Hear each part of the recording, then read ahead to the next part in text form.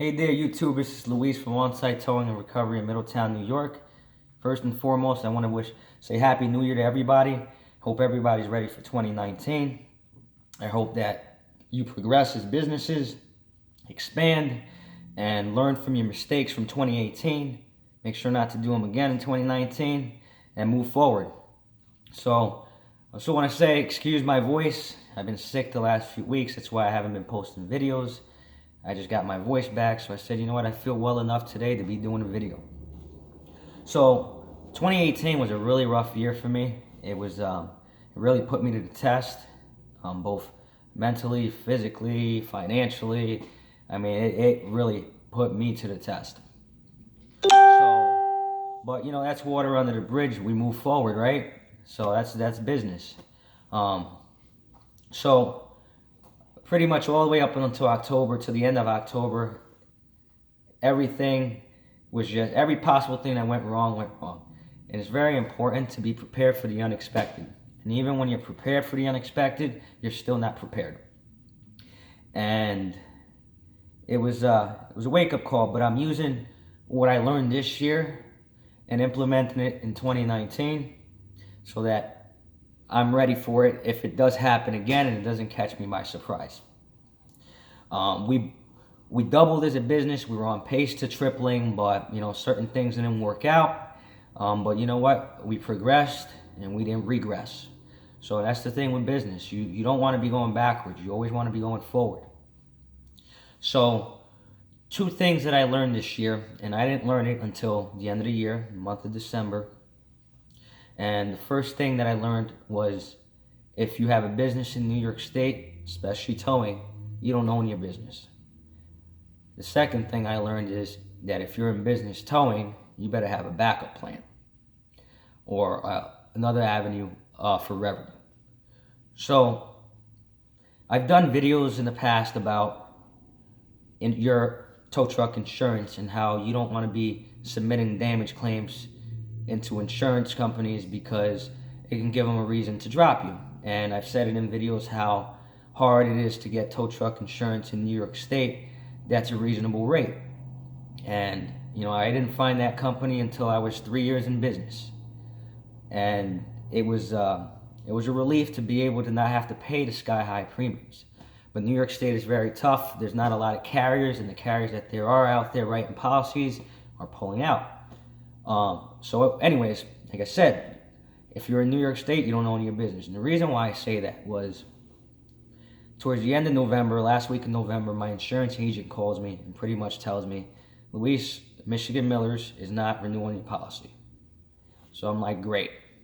You know, you leave me 6 weeks to try to find tow truck insurance, which is next to impossible in New York.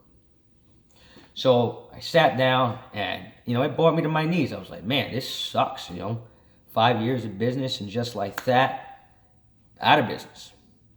I sat down, I was just laughing, and I go, man, you know, I don't know my business.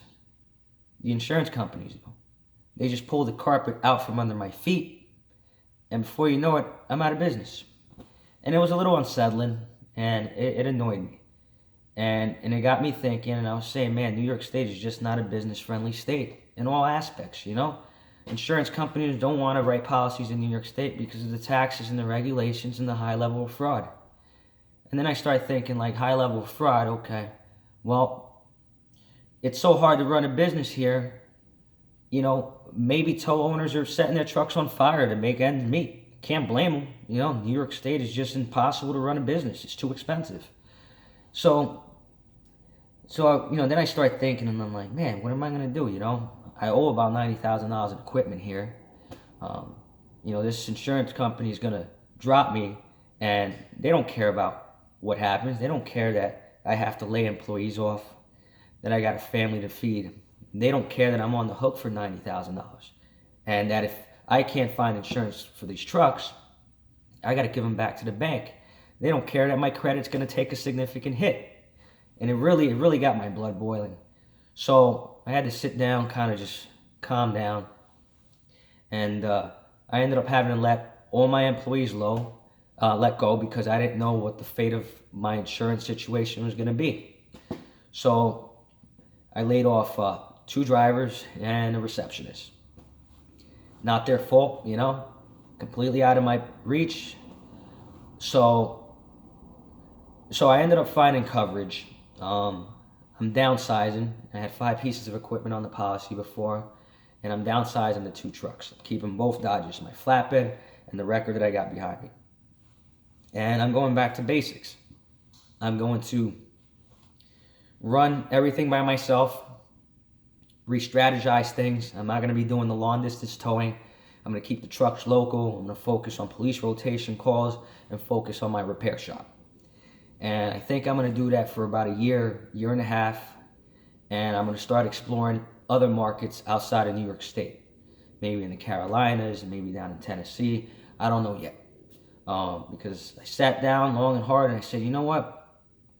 I devote 90 hours to this business a week minimum. And I work too hard and I don't have a lot. You know, between the taxes and the cost to do business here in New York State, saying to myself, this isn't worth it.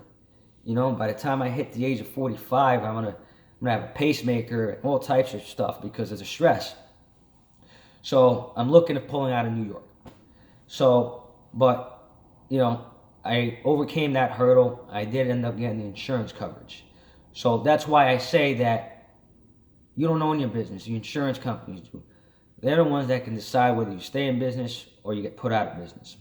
And if you're a small business, towing business in New York State, get ready because it could happen to you. And this has been going on for years and it's been getting worse and worse and worse. And I think last year, about 12 companies that I know of went out of business because they could not secure insurance for their business. All right. And now the second thing was always have a backup plan.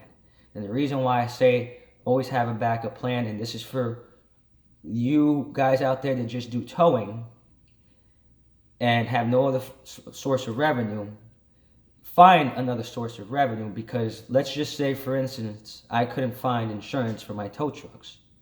What would I do? Luckily for me, I got my repair side of the business. I've been a repair technician for the last 13 years.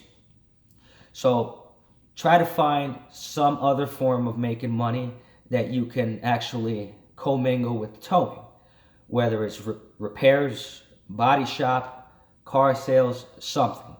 Because I would have been dead in the water if I didn't have that backup plan.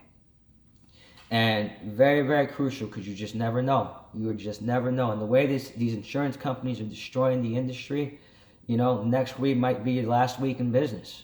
And that's just the way it is.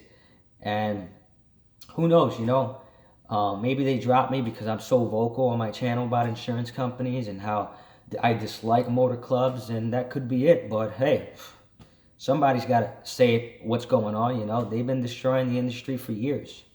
So anyways, so that's all I got for you.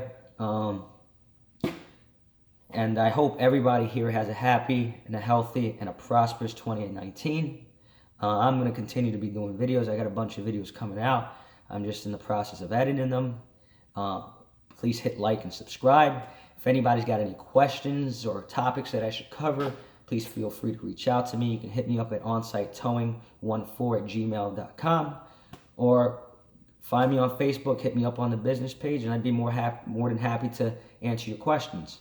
And once again, I'm Luis from Onsite Towing and Recovery. Slow down, move over. Please hit like and subscribe, and thank you for watching.